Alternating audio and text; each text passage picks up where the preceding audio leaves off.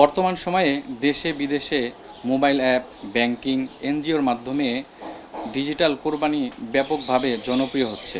কোরবানিদাতা নিজ উপস্থিত না থেকে কোনো প্রতিষ্ঠান বা সংগঠনের মাধ্যমে কোরবানি দিয়ে থাকে। এই সম্পর্কে শরীয়ত কি বলে? আসসালামু আলাইকুম রহমতুল্লাহ বরকাত। আলহামদুলিল্লাহ, আমাদের বর্তমান পৃথিবীতে মুসলমানরা শুধুমাত্র নিজেরাই যে কোরবানি করছে তা না, অনলাইনের মাধ্যমে নানান প্রতিষ্ঠান, নানান প্ল্যাটফর্ম, বিভিন্ন ধরনের সংস্থা, এনজিও তারা কোরবানির বুকিং নিচ্ছে, কোরবানির আয়োজন করছে, মানুষ দেদারসে সব জায়গায় কন্ট্রিবিউট করছে, দেশে বিদেশে কোরবানির আয়োজনও করছে।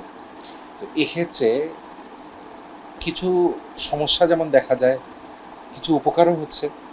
যেখানে আমার পৌঁছানোর কথা না, হয়তো আমার পৌঁছতে পারার কথা না, সেখানে আমার কোরবানির মাংস পৌঁছে যাচ্ছে, সুবিধাবঞ্চিত মানুষ কোরবানির মাংস খেতে পারছে। আবার সমস্যার দিকটা যদি বলি, যে অনেক সময় নানান রকম প্রতারণার শিকার হয়। দুনিয়াতে তো আসলে ভালো মানুষ খারাপ মানুষ সবই আছে। তো অনলাইনের মাধ্যমে বুকিং নিচ্ছে, পরবর্তীতে তারা উপযুক্তভাবে কোরবানির ব্যবস্থা করছে না।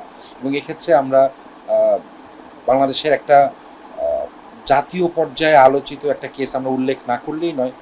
অত্যন্ত দুঃখজনক বিষয়টা যে বিদ্যানন্দ নামে একটা প্রতিষ্ঠান, 1 টাকায় আহার দিয়ে যারা বেশ বিখ্যাত ছিল, ওনারা কিন্তু এদেশে খুবই গ্রহণযোগ্যতা পেয়েছিল। কিন্তু এই যে গ্রহণযোগ্যতা পাওয়ার পরে সেখানের সাথে সংশ্লিষ্ট কিছু অসাধু মানুষ এমনও করেছে যে মানুষের কাছ থেকে কোরবানির টাকা নিচ্ছে, কিন্তু একই ছাগল বা একই গরুর ছবি সব জায়গায় সব ক্রেতাদেরকে দেখাচ্ছে।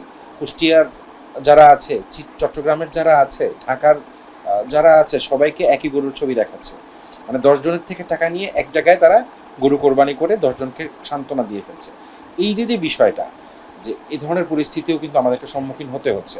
তো এক্ষেত্রে আমাদের মুসলমানদের দুটো বিষয় মাথায় রাখতে হবে। প্রথম কথা মাথায় রাখা, যে আমার যে ওয়াজিব কোরবানি, একজন ধনী মানুষ যার নিজের উপরে কোরবানি ওয়াজিব, তো আমরা বলবো যে কোরবানি যেটা ওয়াজিব আপনার উপরে, ওইটা আপনি নিজে উপস্থিত থেকে আদায় করেন।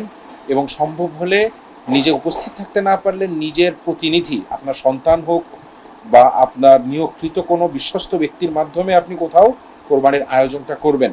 আর অনলাইনের মাধ্যমে যদি আপনার কোথাও কোরবানি দিতে হয়, এবং যারা সামর্থ্যবান তাদের উচিত এক্ষেত্রে এগিয়ে আসা, যা নিজে কোরবানি করার পাশাপাশি দেশের এবং বিদেশের সুবিধাবঞ্চিত মানুষের জন্য কোরবানির আয়োজন করা। এটা আপনারা অনলাইনের মাধ্যমে করতে পারেন। তবে মনে রাখা যে এক্ষেত্রে সবচেয়ে বিশ্বস্ততম এবং সবচেয়ে নির্ভরযোগ্যতম প্ল্যাটফর্ম আপনাকে খুঁজে নিতে হবে। আপনি যেমন ডাক্তার দেখানোর সময় সবচেয়ে বেস্ট মানুষটাকে খুঁজেন, সবচেয়ে ভালো ডাক্তারটাকে খুঁজেন, ঠিক তেমনিভাবে কোরবানির মতো একটা মহান ইবাদত আঞ্জাম দেওয়ার সময় আপনি যখন আপনার প্রতিনিধি নির্বাচন করবেন, একটা প্ল্যাটফর্মকে দায়িত্ব দিবেন, তো আপনারও অবশ্যই ভালো একটা প্ল্যাটফর্ম খুঁজে বের করা উচিত, যাদের অতীত ইতিহাসে কোনো কালো দাগ নেই, যাদের আমানতদারিতার উপরে কারো কোনো প্রশ্ন নাই। এতে করে কি হবে, আপনার কোরবানিটা সুষ্ঠুভাবে গরিবের কাছে পৌঁছবে। আর আর আমি যে বললাম আপনাদেরকে একটা অনুরোধ, যে আপনারা নিজেদের কোরবানি নিজেরা করবেন, এর কারণ হচ্ছে যে আল্লাহ না করুক আপনি কোনো কোরবানির আদায়কারী সংস্থাকে আপনার কোরবানির জন্য দায়িত্ব দিলেন, তারা আপনার কোরবানিটা সময় মতো আদায় করতে পারলো না, অথবা তারা আদায় করলো না। তো এক্ষেত্রে আপনার ওয়াজিব আপনার জিম্মায় থেকে যাবে। যেমনিভাবে আপনি জাকাতের জন্য অর্থ আলাদা করেছেন, কিন্তু আপনি জাকাত দিতে পারেন নাই, আপনার প্রতিনিধি সেই টাকা আত্মসাৎ করে ফেলেছে, অথবা আপনি জাকাত দিয়েছেন এমন মানুষকে দিয়েছেন যে জাকাত খাওয়ার উপযুক্ত না, তো আপনার জাকাত কিন্তু আদায় হবে না, আপনাকে জাকাত আবার আদায় করতে হবে। ঠিক তেমনিভাবে আপনি কোনো সংস্থাকে কোরবানির দায়িত্ব দিলেন, তারা আপনার অর্থ আত্মসাৎ করে ফেললো, আপনার কোরবানিটা কিন্তু আদায় হলো না। আল্লাহর কাছে আপনাকে কিয়ামতের দিন গিয়ে জবাব দিতে হবে যে তোমার কোরবানিটা কোথায়।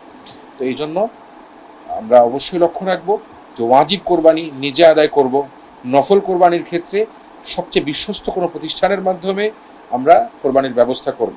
এক্ষেত্রে অনলাইনের চেয়ে অফলাইন অবশ্যই বেটার, কারণ আপনি অফলাইনে যাকে চিনেন, অনলাইনে প্রতিনিধিকে আপনি হয়তো বা চেনেন না। তবে আমি বিষয়টাকে খারিজও করব না, কারণ এর মাধ্যমে আসলে অনেক উপকারও হচ্ছে। তো আমি দোয়া করব আল্লাহ তাআলা যেন আমাদের সমাজের সকলের নৈতিক অবস্থাকে শুদ্ধ করে দেন। এতে করে প্রতারণা কমে আসবে, আমাদের জন্য বিভিন্ন জায়গায়, সমাজের বিভিন্ন স্তরে, দেশের বিভিন্ন প্রান্তে কোরবানির মাংস পৌঁছে দেওয়াটা আমাদের জন্য সহজ হবে। আল্লাহ তাআলা এই অনলাইনের মাধ্যমকে আমাদের জন্য নিয়ামত হিসেবে কবুল করেন। এটা যেন আমাদের জন্য বিপদের কারণ না হয়। আল্লাহ তাআলা এ থেকে আমাদেরকে হেফাজত করেন।